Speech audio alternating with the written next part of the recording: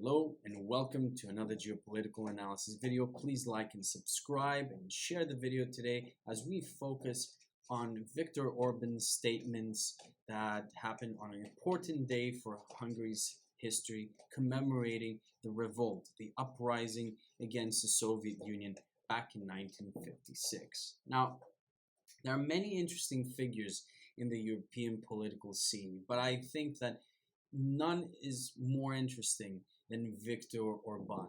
Partly I say this because he's very polarizing and his governance has been criticized as more autocratic and less liberal in the EU. The reality is, though, that Viktor Orban has successfully gained the popular support, a very strong popular support from Hungary. Now, Hungary has a very interesting history as it went through the clashing rocks, as we would say, in the Odyssey. And by that I mean it was invaded by the Nazis and also by the Soviets at different times. But of course, it takes some history to understand the people's sentiment and why right now they've turned into a very nationalistic situation. So the reality is that he achieved many great things. Of course, the tackling birth rate in families and demographics has been always a problem for Europe, especially the last few decades. But most importantly, Hungary managed to defeat inflation, to tame inflation, something that many countries such as Germany has not been able to achieve, which is quite laughable because Hungary is known for certain products, for its history, but is not really known as a powerhouse such as Germany, and that makes sense, right? But we see that its exports, especially to Russia and around the world, has been increasing. And of course, these are all important things. When you have the demographics and the economy tied down, or at least seeing an improvement, then the people, of course, are going to be much more supportive. And of course, given the Russian sanctions and the neighboring war that Orban didn't really want to support by sending troops, we can all understand why the West would have a bit of a negative view towards Viktor Orban. But having a few Hungarian friends, I've noticed that they all say positive things towards him. And this is because his stance was very, very strong during the refugee crisis in Europe and listened to a lot of its people that didn't want to lose, because of the demographics again, to lose that strong identity and homogenous group. The statement, and one of the reasons why I wanted to do this video today with you is because I found it very interesting how during the commemoration of the uprising against Soviet Union, Viktor Orban mentioned something that really triggered some emotions here. And of course, we're talking about the EU, which he has been a critic of since his governance back in 2010, that it seems to have the same fate as the Soviet Union, which is utter disintegration. Now, we've talked in some of my previous videos about some of the terrible energy policies that the EU has followed and also the incessant printing of its central bank. But all in all, some of his words that I want to echo here with you is very interesting. He said that we were here when the first conquering empire attacked us, and we'll be here when the last one collapses. We will bear it when we must, and we will push back when we can. We draw swords when there's a chance, and we resist when long years of oppression come. That is very interesting because although you're talking about fighting back the Soviet Union and commemorating that, now it's as if that enemy is the EU, and that empire seems to be the EU. And of course, his narrative here, the rhetoric that he's choosing, is not against Russia, but it's against the EU. But since he has stepped in 2010, like I mentioned before, and his governance has had a very critical outlook towards the EU, and mainly because of the demographics, the refugee crisis. That was the tipping point that created this chasm, this divide between Hungary and the rest of the European Union. Now, of course, the Russian sanctions was something that really impacted the country because of its very very positive trade agreements. And this is something that, of course, it prompted the people to not want to follow the EU's mandates and policies and reject, especially that liberal status, the very liberal mentality, which a lot of Hungarians feel, including Orban, of course, that has the EU has shifted away from the long-standing nationalistic and traditional culture of Europe, but into a much more globalized culture, importing a lot of things that the Hungarian public and many others, such as the Italian public, are not really keen on.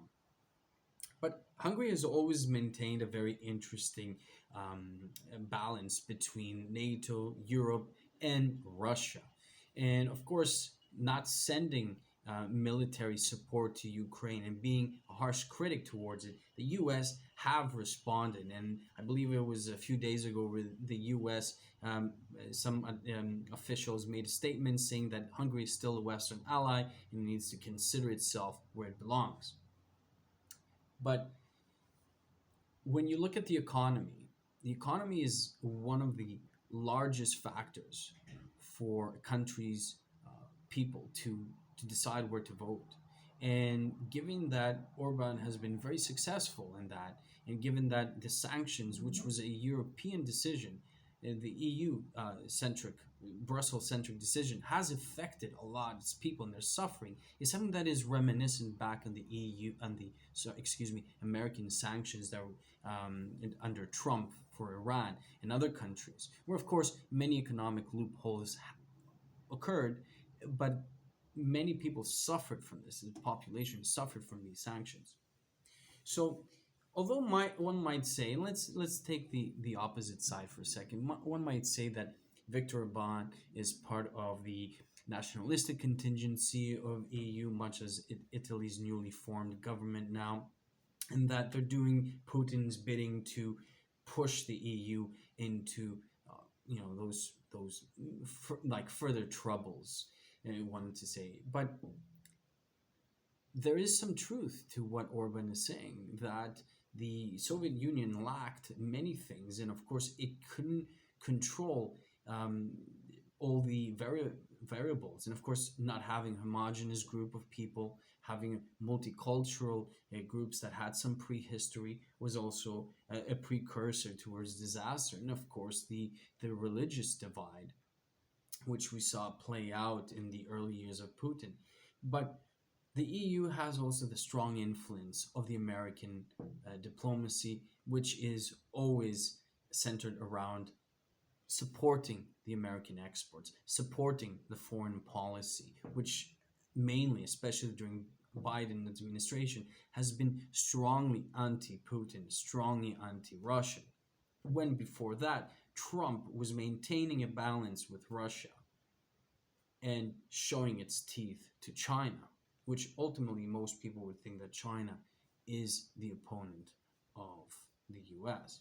As we described before, the really strong and reactionary administration of Biden all has to do with BRICS as well, because there is a formation now, especially after the Obama administration with the sanctions that turned a lot of countries into finding loopholes to make global transactions because they were banned from the SWIFT payment system.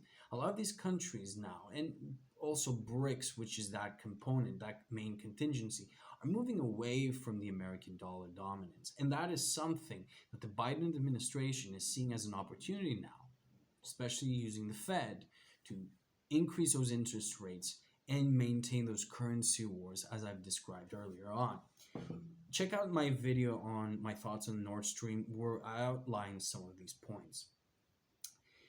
Similarly to the Soviet Union, the EU has unelected officials that affect the laws and the regulations that go in there. A lot of lobbyism, bureaucrats that take place there that affect the future, the fate of nation members, people who are not really having that transparency to see the A to Z agreements. And that is something very compelling to look at, especially if you think that a lot of these nations have peoples that are concerned and have want to have a say in the active democracy.